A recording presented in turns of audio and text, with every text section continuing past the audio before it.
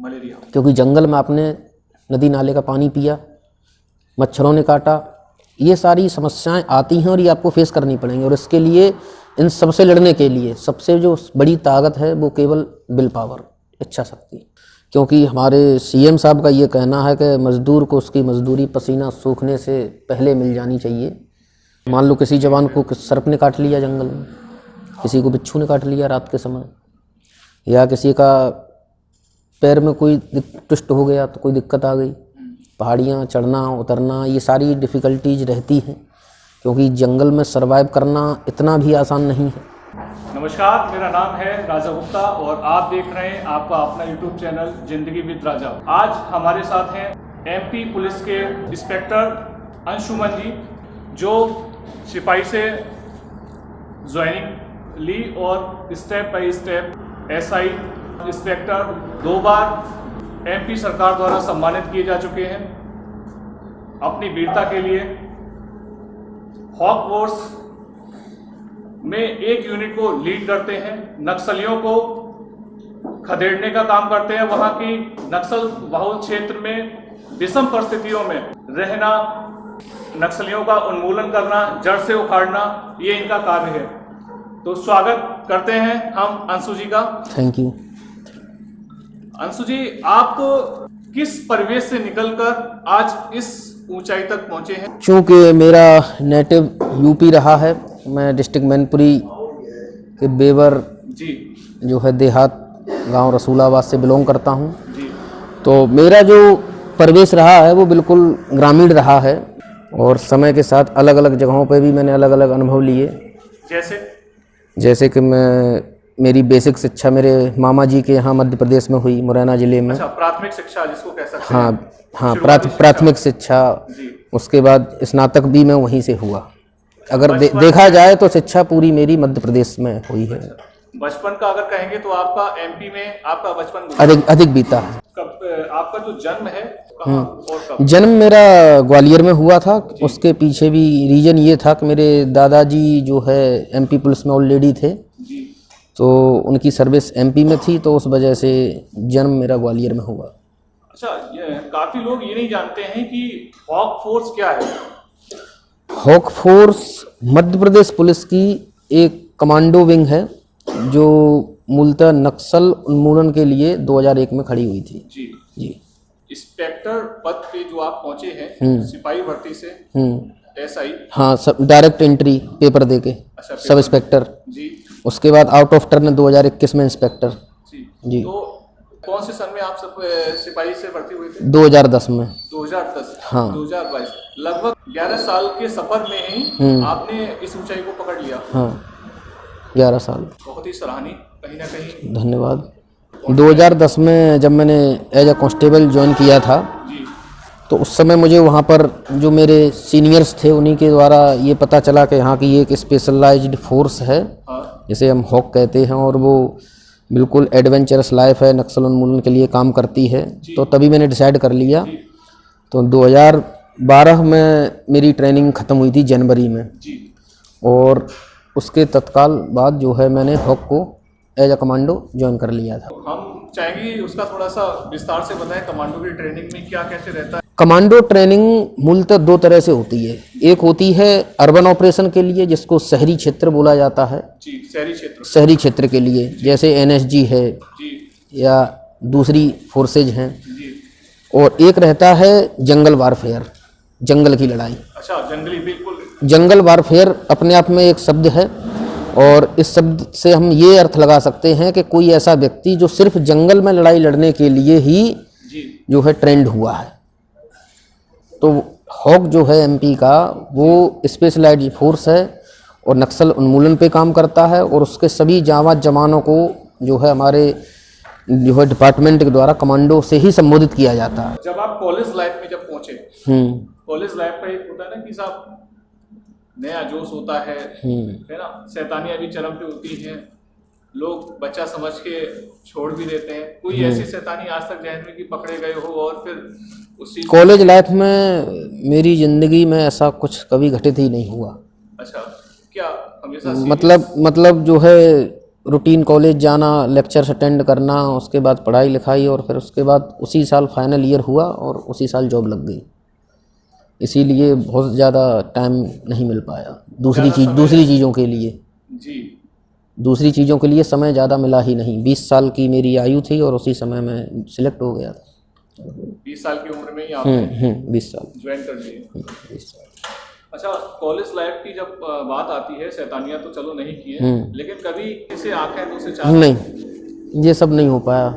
बताया ना, एक प्रयास- टेंडेंसी सेट थी। किसी ने प्रयास किया हो आपने? नहीं, कभी नहीं। जीवन का जो लक्ष्य है अभी अचीव कर रखा है आपने, ये क्या पहले से आपने सोच रखा था कि हमें इसी क्षेत्र में जाना हाँ, है? टेंडेंसी क्लियर थी, जो है फोर्स की नौकरी को ही ज्वाइन करना है और देश के लिए कुछ करना है, सेवा करनी है। अभी तक आपने जो सेवा दी है, कभी कोई ऐसा पॉइंट आया है नक्सलवादियों से आपकी मुठभेड़ हुई हो, मुठभेड़ में सामने से गोली निकल रही है और भय कभी लगा? बिल्कुल भय तो लगता है, भय किसको नहीं लगता, और भय जरूरी है। भय से आदमी सतर्क रहता है, गलतियां नहीं करता। जी। 3 से 4 बार ऐसा मौका मिला, नक्सलियों से आमना सामना हुआ, उनको खदेड़ने की कोशिश की गई, इंजर्ड भी हुआ। अच्छा, इंजर्ड भी हुआ। जो है मेरा ये पैर टूटने से बचा नक्सली को खदेड़ने में, दिन में 12 बजे। और असफलताएं लगी हाथ, उसके बाद सफलताओं का सिलसिला शुरू हुआ। असफलताएं भी हाथ में? बिल्कुल बिल्कुल, वो ज़रूरी है, क्योंकि मेरा ऐसा मानना है सफलता में कुछ नहीं सिखाती और असफलताओं से बहुत कुछ सीखा जा सकता है। कोई ऐसा वाक्य आपको याद है नक्सलवादियों से, कोई विशेष मुठभेड़ में या कोई? सन 2020 में जी, पहली बार मेरा आमना सामना हुआ था। 2020 में? 2020 क्या घटना रही, क्या समय रहा? घटना मतलब इन्फॉर्मेशन था कि इधर मूवमेंट है और वो लोग अपने जो उनका सप्लाई सिस्टम है उससे कुछ लेने के लिए आ रहे हैं, बेसिक नीड्स की चीज़ें थी कुछ। तो इन्फॉर्मेशन मिलने के बाद मेरे कमांडिंग ऑफिसर थे, उन्होंने बोला आप जाइए पार्टी लेके, तो मैं गया। दिन का समय था और नक्सल कैमोफ्लेज कंसीलमेंट का बहुत ज़्यादा ख्याल रखते हैं, तो वो सिविल में थे। और जो है उन्होंने उनकी जो गन्स थी, AK-47 थी, वो बोरी में रखी हुई थी, जिसका बहुत छोटा हिस्सा दिख रहा था। और आसपास बच्चे और औरतें, गांव का किनारा था, साल के वृक्षों के जो फूल गिरते हैं उन फूलों को वो बच्चे और औरतें बीन रहे थे। तो उसमें उसकी भी ऐसी जो है परिस्थिति नहीं बनी उसकी तरफ से कि वो मुझ पर फायर करता या मैं उस पर फायर करता, या जो भी रहा हो, मतलब ईश्वर की कृपा थी। मैं तो बस उसको पकड़ने की कोशिश की मैंने, तो उसी कोशिश में मेरा लेफ्ट पैर जो है इंजर्ड हुआ। और उसके बाद मतलब निराशा तो हाथ लगी, मतलब कुछ अच्छा काम हो सकता था, लेकिन फाइनली फिर कुछ मिला नहीं हाथ में ज़्यादा। जब निराशा हाथ लगी तो उसके बाद क्या आपने उससे क्या सीखा और क्या आगे किया? मतलब दुश्मन को मारने का मौका मिले और आप मार न पाएँ, तो एक सिपाही के लिए इससे बड़ी दुखद कोई बात नहीं हो सकती, मेरा ऐसा मानना है। और शायद इसीलिए हम लोग हैं वहाँ कि दुश्मन अगर है तो उसे नहीं होना चाहिए।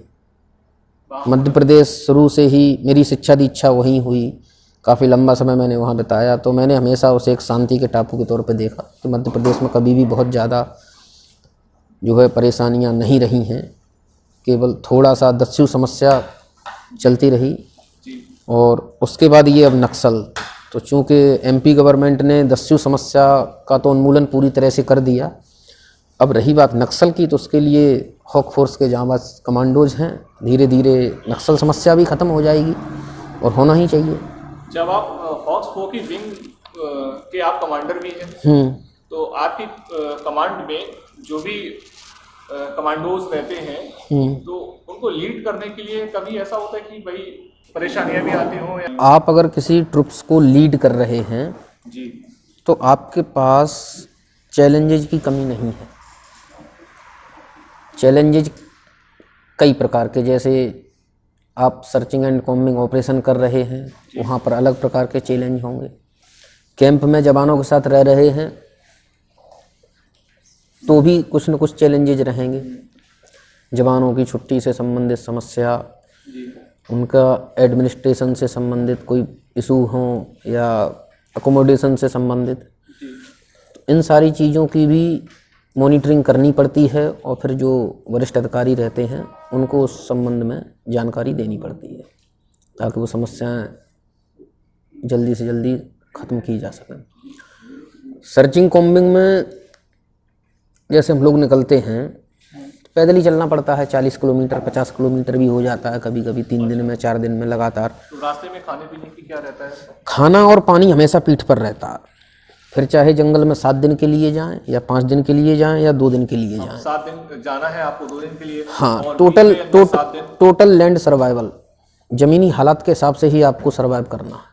वहीं आपको गुड़ चने खा के भी समय काटना है, रोटी लेके गए हैं या पूड़ी लेके गए हैं उसको खा के भी समय काटना है, कभी ड्राई राशन है उससे भी काम चलाना है। अगर बाई द वे आप गए 2 दिन के लिए, उस हिसाब से राशन लेके गए, बिल्कुल। और वहाँ आपको रुकना पड़ गया 8 दिन के लिए, राशन आपका खत्म हो गया, फिर क्या नहीं, करते हैं? बेसिकली तो ऐसा होता नहीं है। कभी और ऐसा समय आया आपके पास? मेरे साथ ऐसा कभी नहीं आया कि इतना लंबा एक्सटेंशन हुआ हो। 1 दिन के लिए गए हैं और 3 दिन में वापस आ गए हैं, ये 2 दिन 1 दिन का एक्सटेंशन हो जाता है कभी कभी, हमेशा नहीं।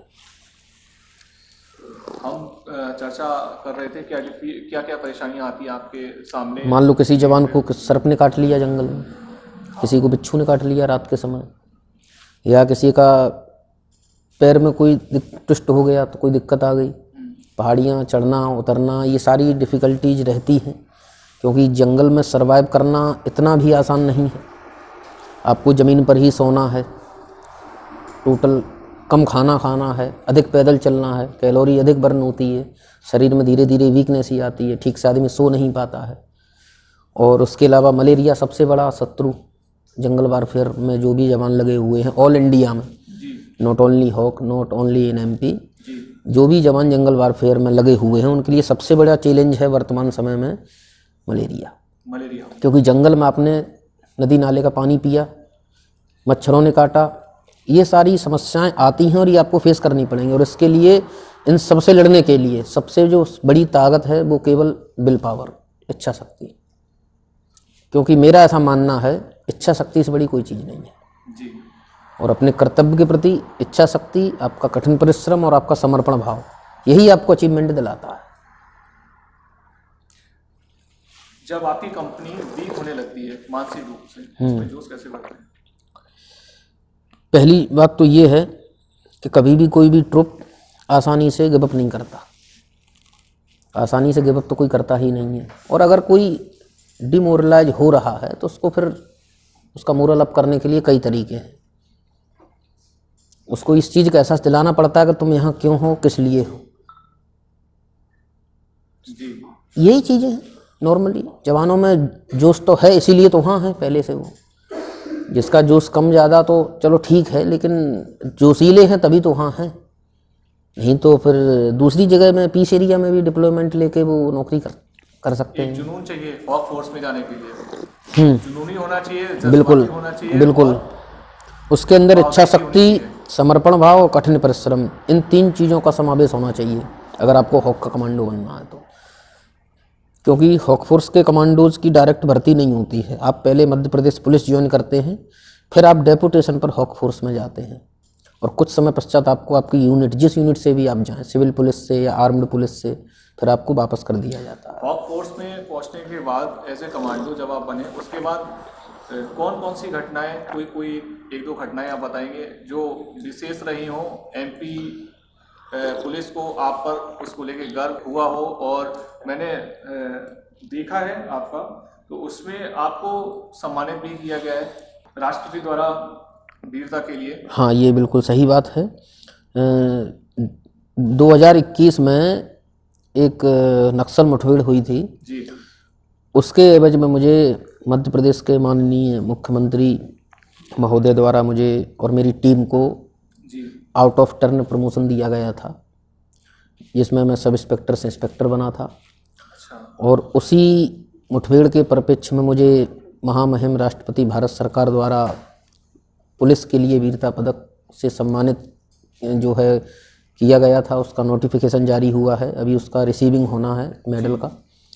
और उसके बाद में एक रिसेंटली अभी एक एक्शन हुआ है 30 नवंबर को, जिसमें हमारी टीम की जो है नक्सलियों के साथ मुठभेड़ हुई और उसके लिए अब जो भी है डिपार्टमेंटल जो भी प्रोसेस है वो पूरी हो जाएगी, तो वैसे ही जो नया इनाम जवानों को मिलेगा उनके उत्साहवर्धन हेतु वो मिल जाएगा, जो भी रहेगा। जी बिल्कुल। अच्छा, तो सरकारें भी आपके प्रति जागरूक रहती हैं, आप लोग जिस हिसाब से मेहनत करते हैं, समर्पण भाव से लगे रहते हैं, तो उन चीज़ों को देखते हुए आप लोगों का भी प्रमोशन समय समय पे आपके प्रदेश के द्वारा, हाँ, राज्य इसके सरकार लिए मध्य प्रदेश सरकार बहुत ही संवेदनशील है, क्योंकि हमारे सीएम साहब का ये कहना है कि मजदूर को उसकी मजदूरी पसीना सूखने से पहले मिल जानी चाहिए।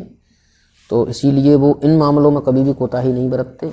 वो जब भी कोई मुठभेड़ होती है और उसमें जो योग्य पाए हुए व्यक्ति होते हैं, जिनका अहम योगदान होता है, वो खुद आके उनको बैज लगा के, स्टार्स लगा के सम्मानित करते हैं, उनको प्रमोशन देते हैं। ये जो है वहाँ पर है सिस्टम। यहाँ तक पहुँचने के लिए आप अपने परिवार में या अपने मित्रों में, रिश्तेदारों में किसको आप इसका श्रेय देना चाहेंगे? देखो, ईश्वर की कृपा तो है ही, माँ बाप का आशीर्वाद है जी। परिवार के प्रत्येक व्यक्ति का मैं इसके लिए धन्यवाद करता हूँ, क्योंकि समय समय के साथ सभी ने मेरा सपोर्ट किया। मेरी भर्ती होने से पहले मेरे पिताजी के सबसे छोटे भाई, उन्होंने मुझे अपने पास गांव में रखा। बाकी पढ़ाई लिखाई में नाम क्या है सर उनका? श्री विजय प्रताप सिंह चौहान। आपके पिताजी का क्या नाम है? श्री अवनिंदर सिंह चौहान। अपने सिंह। तो सभी का समय समय पर सभी का अपना अपना योगदान रहा है, और मुझे सपोर्ट सभी से मिला है परिवार में। हाँ, हम एक बात और रखना चाहेंगे आपके सामने। क्या होता है कि जब व्यक्ति मेहनत और लगन से लगा होता है ना, बिल्कुल, तो चार जन होते हैं कि उनका उत्साहवर्धन करते हैं, चार ये होते हैं कि उनको माइंडली तौर से डिस्टर्बेंस करते हैं, अरे ये कुछ नहीं कर पाएगा, ये तो ऐसे ही बस तैयारी करते रहेंगे और यहीं कल को घूमेंगे। तो जब आपने अपने कार्य में सफलता मिली, जब आपको, है ना, उसके बाद उन लोगों का, आपके जो मित्र हैं, आपके परिवार में रिश्तेदार जो लोग हैं, उन लोगों का क्या आपके प्रति नजरिया बदला जब आपको अपने कार्य में सफलता मिलती चली जा रही है या मिली है? मेरे कंसेप्ट बड़े क्लियर हैं। अगर कोई मुझसे पॉजिटिव अप्रोच के साथ बात करता है तो मैं उसको मोटिवेशन के तौर पे लेता हूँ, और अगर किसी ने नेगेटिव अप्रोच के साथ बात की उसको मैं जिद के तौर पे लेता हूँ। जिद के तौर पे। तो इन सब चीज़ों से मुझे कोई फर्क नहीं पड़ता कि किसका क्या नज़रिया है। उसका कहने का मतलब आप जिद जो लेते हैं और डबल मोटिवेट करके। बिल्कुल बिल्कुल बिल्कुल बिल्कुल, क्योंकि मेरी यही पहचान है जहाँ तक मुझे समझ में आता है। हाँ, आपसे अंतिम क्वेश्चन और करना चाहेंगे हम कि हॉक फोर्स में व्यक्ति अगर जाना चाहे तो कैसे पहुंचे? मैंने आपको पहले भी बताया कि मध्य प्रदेश पुलिस में आप पहले सिलेक्ट हों, उसके बाद बेसिक ट्रेनिंग पूरी करें, उसके बाद फिर आप हॉक का समय समय पर वैकेंसी निकलता है तो उसमें अप्लाई करें, और उसमें जब आप पूरी तरह से पास हो जाएंगे, क्योंकि उसमें फिजिकल टफनेस की आवश्यकता बहुत है, उसके साथ साथ फायरिंग स्किल, हाँ, वरिष्ठ अधिकारियों द्वारा हर तरह से बंदे की जो है, लड़के की मॉनिटरिंग की जाती है, उसका फायरिंग स्किल कैसा है, फिजिकल स्टैंडर्ड कैसा है। तो वो सारी चीज़ें जब आप पास हो जाएंगे तो आपको फिर हॉक के कमांडो के तौर पर चयनित कर लिया जाता है। और हॉक में एक बार चयन होने के बाद आपको जो है मध्य प्रदेश शासन के द्वारा अतिरिक्त भत्ते हैं वो दिए जाते हैं। आपकी जो पेमेंट पहले से मिल रही होती है वो भी मिलती है, और वहाँ पर हॉक फोर्स में रहते हुए आपके पास गैलेंट्री मेडल के चांसेस रहते हैं, आउट ऑफ टर्न प्रमोशन के चांसेस रहते हैं। उसके अलावा भारत सरकार द्वारा आंतरिक सेवा सुरक्षा पदक भी दिया जाता है, वो मिलता है। मध्य प्रदेश शासन द्वारा दुर्गम सेवा पदक भी दिया जाता है। वो मतलब अब हॉक में अगर आप काम कर रहे हैं तो आपके लिए गर्व की बात है। गर्व की बात है। हाँ, मेरे लिए तो है, क्योंकि मेरी जीवन को दिशा हॉक फोर्स की वजह से ही मिली। जी, आप हमारे चैनल के माध्यम से देश के युवाओं को क्या संदेश देना चाहेंगे? बस आपका जो भी एम है, जो भी आपका ड्रीम है, उसके लिए लड़ो और उसको प्राप्त करो। बिल्कुल प्राप्त करो, इससे ज़्यादा और क्या है। आज नहीं तो कल जो भी आपने सोचा है वो आपको अचीव होगा।